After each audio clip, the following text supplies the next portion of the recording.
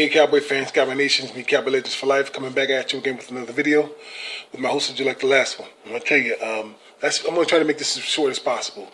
This is about Everson Walls, man. I go back and I look at the Cowboys in the past and the things they've done and how they affected the team, how great of players they were. And I'm making a case, for Everson Walls to be inducted to the Hall of Fame. And it's just going to be a case of the fact that there's more Cowboy players in the Hall of Fame than others in these past several decades. Well, shoot, just have to be it that way. They came from great teams, so why I say stop them or take the benefit from them of being inducted because they were on great teams, because they're just basically one team during the entire era.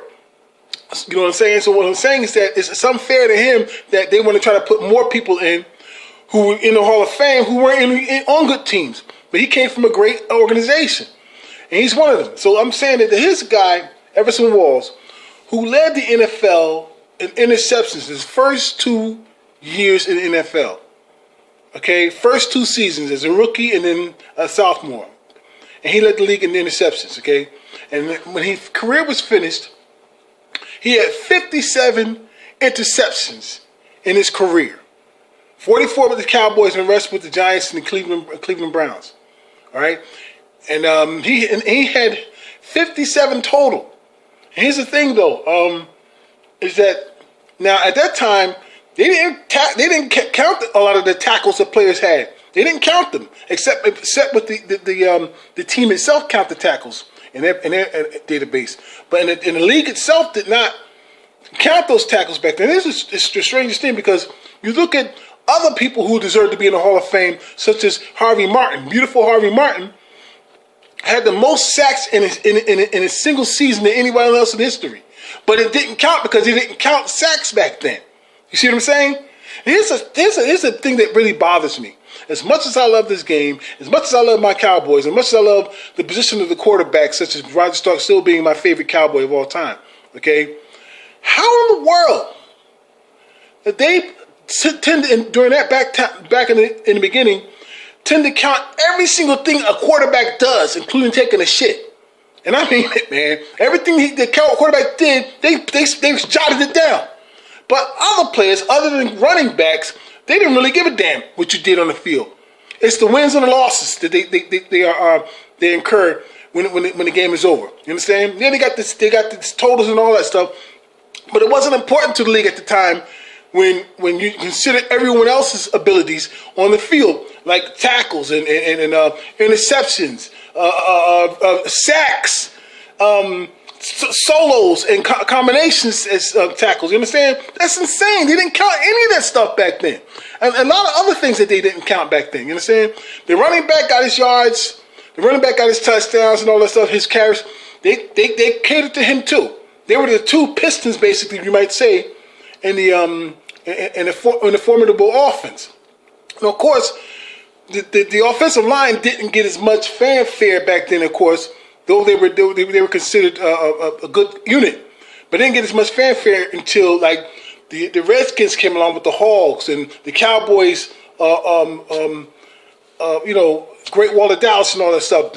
Other than that, the front line didn't get anything, but the quarterback got everything. But what I'm telling you is this: Everson Walls had to have had more tackles, or just as many tackles as anybody else, because he has more interceptions than Deion Sanders, Darrelle Revis, Bill Blunt. He's tied with 57.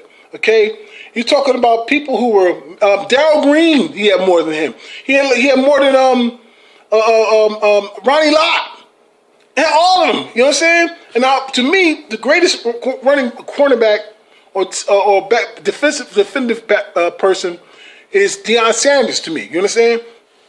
Because now he didn't do a lot of the heavy tackles and all stuff, but he was so good at stopping the pass game, or deflecting the pass game, that they just simply stopped throwing his direction. With Everson Walls, they continued to try because he wasn't the speediest. He wasn't the speediest defender out there. In fact, they considered him slow, but that did not stop his play on the field. You understand? When he came to Dallas, he was a walk-on because he was not drafted. You You understand?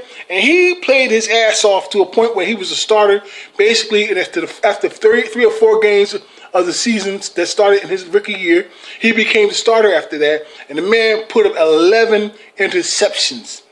Including the NFC Championship game, he had a couple of interceptions on Joe Montana, who played better than Danny White. Anybody does play better than Danny White, but Joe Montana didn't play that well. He had 3 interceptions that game. 2 of them belonged to Everson Walls. And he'd been sacked 3 times, and he fumbled once. But he threw the ball that made the catch. And that hence propelled the damn 49ers into the stratosphere. Because that marked the end of the Dallas Cowboys era in terms of dominance in the NFL. You understand? At that point, in that era. And the rise of the 49ers.